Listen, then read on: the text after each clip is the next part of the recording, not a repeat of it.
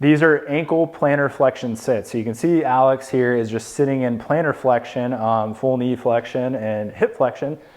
So what we're looking for here, first of all, is this comfortable? A lot of people will get pinching, behind the knee here. It may be really uncomfortable in the ankle. This is one of those, if it's uncomfortable in the ankle, like post ankle sprain, or if somebody's stiff, you can go after, you can be fairly aggressive. So some of the beginning things we're gonna start looking at is, does somebody have a really big space under the front of the shin here? That's something that can change as they increase this ankle plantar flexion. We're gonna have Alex kind of turn away from the camera a little bit. Huge key here. So Alex is gonna show us somebody that would wanna flare. So this is somebody that maybe doesn't have great plantar flexion. They're gonna get out of it by doing what? Going in almost like an inverted ankle position, and then this looks more comfortable or is more comfortable.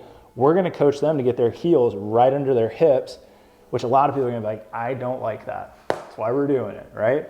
Okay, he's gonna turn back towards me.